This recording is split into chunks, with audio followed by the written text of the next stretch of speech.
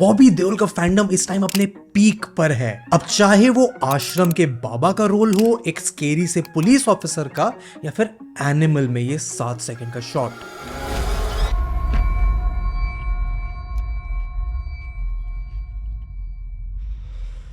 अपने कैरेक्टर्स और acting roles के साथ वो एक्सपेरिमेंट कर रहे हैं, फैन उन्हें भर भर के प्यार दे रहे हैं, उनके डेडिकेटेड फैन बेस का नाम तक बॉबियंस है। बट अगर तुम्हें नहीं पता है तो बॉबी देओल का करंट स्टारडम तब से बहुत सिमिलर है जब वो नए नए इंडस्ट्री में आए थे। बरसात, गुप्त, बादल, सोल्जर, दिल लगी और काफी सारी और मूवीज ने बॉबी देओल को एक बहुत स्ट्रॉन्ग शुरुआत दी थी। बॉबी देओल ने अपने आप को बहुत सक्सेसफुली एक लीडिंग एक्टर की तरह एस्टैब्लिश कर लिया था। उनको प्रेज किया गया था for portraying a wide range of emotions and usually in genres like action, romance and drama. लेकिन 2002 के बाद बॉबी बॉलीवुड इंडस्ट्री में कहीं पीछे छूटते चले गए। उन्हें अच्छी मूवीज नहीं मिल रही थी, कोई काम नहीं दे रहा था, no one took him seriously. I was getting offers but they were not great films, but they didn't do well.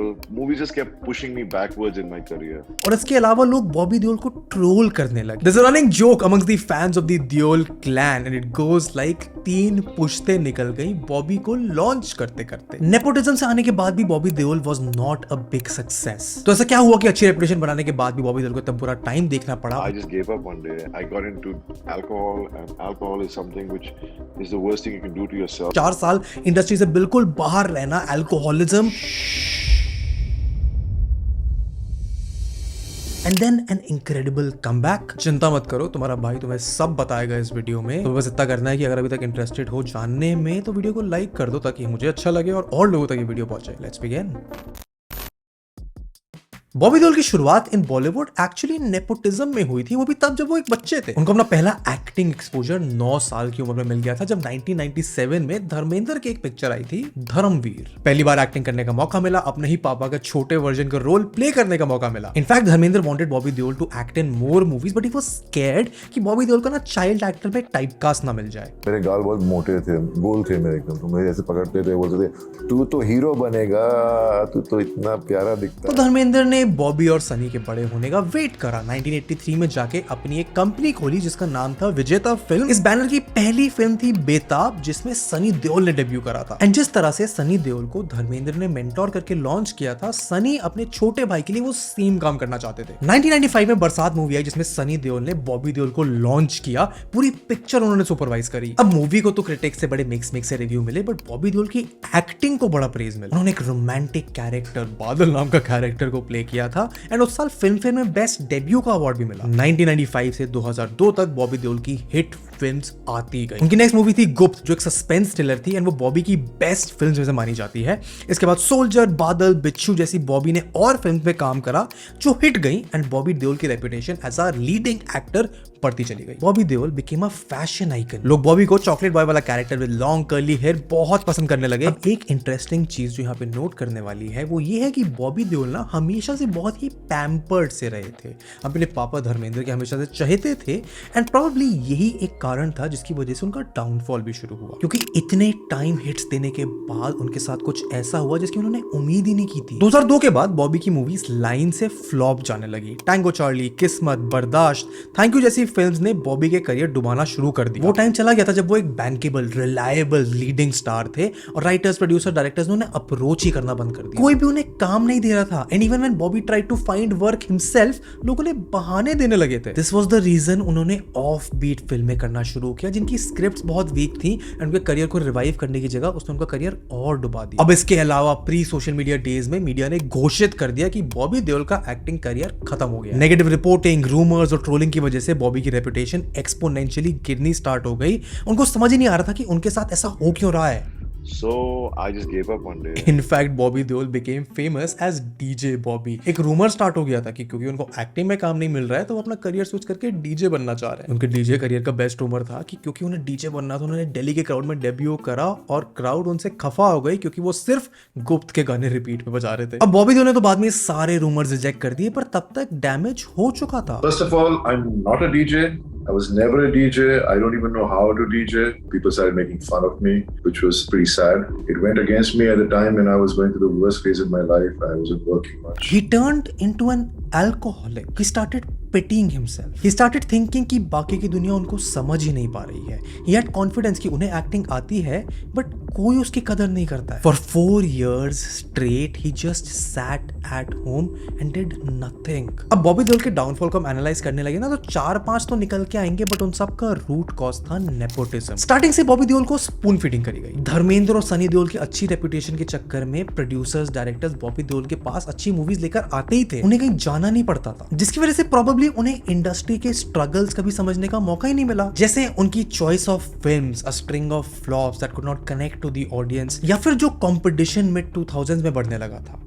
Suddenly roles started becoming lesser interesting roles I was being offered, the same kind of roles which I would have been offered some other actors doing। बहुत सारे establish और नए actors थे, पर बॉबी देओल को कभी competition की समझ ही नहीं थी। फॉर एग्जांपल 2007 में जब वी मेट आई थी, उसकी फर्स्ट चॉइस बॉबी देओल थे। सबसे पहले मैं जब वी मेट को बॉबी देओल के साथ बनाने का प्लान कर रहा था। लॉर्ड बॉबी देओल लॉर्ड बॉबी देओल चाह रहा था कि बॉबी स्टार्ट करे पिक्चर, बट उसको कुछ और ऑफर्स मिल रहे थे कुछ बड़े डायरेक्टर्स के साथ, तो वो वेट कर रहा था कि मतलब कह रहा था कि ठीक है इसके बाद कर लेंगे। तो करते करते एक ऐसा वक्त आ गया, तो मैंने बोला बॉबी ये फिल्म नहीं बनाते हम लोग, that is shake our hands, की फिल्म नहीं बनाते बिकॉज हमारा फिर एक दूसरे के साथ सही नहीं रहेगा। तो हमने डिसाइड कर लिया था एक पर्टिकुलर डे में कि ये फिल्म हम नहीं बनाएंगे साथ में। जब उनका करियर पीक पे था तो बॉलीवुड का ट्रेंड ही चेंज हो गया, स्टोरीज अर्बनाइज्ड हो गई, एक्सपेरिमेंटल मूवीज आने लगी एंड यंगर एक्टर्स को प्रेफरेंस मिलने लगा। And probably the biggest reason was कि बॉबी देओल की वर्सेटैलिटी में बहुत कमी थी। स्टार्टिंग में उन्होंने बहुत वर्सेटाइल रोल्स किए, बट आफ्टर अ व्हाइल उनको एक ही तरीके के रोल्स मिलने लगे। उनको बहुत एक्शन ओरिएंटेड मूवीज में देखा जाने लगा, उनकी परफॉर्मेंसेस बहुत प्रेडिक्टेबल हो गई। वो बस घर पे बैठे रहते थे, अपनी किस्मत को गालियां देते रहते थे। उन्हें पता था कि मैं अच्छा एक्टर हूं, पर कोई मेरी एक्टिंग की कदर नहीं करता है। He gave up too easy, got lazy and stopped trying। मुझे पता तुम क्या सोच रहे हो कि नेपोटिज्म में तो उनका फायदा ही हुआ था ना शुरुआत में, उसी के चक्कर में उनको इतना सक्सेस भी मिला। बट यहाँ पे एक इंपॉर्टेंट चीज समझने की जरूरत है। नेपोटिज्म के अगर पॉजिटिव्स हैं तो उसके नेगेटिव भी हैं, क्योंकि इमरान खान, अभिषेक बच्चन, तुषार कपूर, उदय जयपुरा जैसे एक्टर्स हैं जो नेपोटिज्म की वजह से बॉलीवुड में आए थे पर बहुत ही पीछे रह गए। ऑडियंस अब इन पर ध्यान भी नहीं देती, चाहिए कितनी भी कोशिश कर ले। बट बॉबी देओल के अंदर कुछ तो अलग था। उनका जो पीक का ड्यूरेशन था वो इन बाकी nepotism actors may be except Abhishek Bachchan थोड़ा अलग था, and that is one of the reasons Bobby is back. एक दिन घर पर बैठे हुए Bobby Deol heard his son asking his mom कि पापा आपकी तरह काम पर बाहर क्यों नहीं जाते, घर ही क्यों बैठे रहते हैं। My kids asking my wife that why doesn't Papa go? Why is he always home? Why doesn't he go out to work? And that was the moment it snapped for Bobby Deol। अपने interview में उन्होंने बहुत बार कहा है कि he wanted to be a father to his son like Dharmendra was to him। And Bobby Deol के downfall का कारण अगर नेपोटिज्म था तो उनके कमबैक का कारण भी नेपोटिज्म ही है। एंड इसके लिए जिम्मेदार सिर्फ एक नाम है, सलमान खान। मैं एक बारी सलमान के साथ था तो उसने कहा ये दाढ़ी क्यों उगा रखी है, शेव कर, तब के बुरे टाइम आते हैं। मेरा भी टाइम बुरा था एक बारी, पर मैं तेरे भाई की पीठ पर चढ़ गया था और मैंने बोला फिर मामू मुझे तेरी पीठ पर चढ़ने से। He always kept thinking of doing something with me and finally phone आया मुझे तो सलमान का, मामू शेयर उतारेगा। मैंने बोला मामू मैं कुछ भी करूंगा। तो इसी तरह रेस भी शुरू हुई और I'm very grateful to Bobby Deol ने सलमान खान के साथ रेस 3 करी, पिक्चर में शर्ट भी उतार दी, उसके लिए बॉडी ट्रांसफॉर्मेशन भी करा। एंड इस पॉइंट तक बॉबी देओल को कुछ चीजें समझ आ चुकी थी। नंबर 1 कि काम हमेशा उनके पास चलकर नहीं आएगा। शुरुआत में वो प्रिविलेज जरूर थे, बट हमेशा ऐसे नहीं चलेगा। So he started to sell himself in new veg.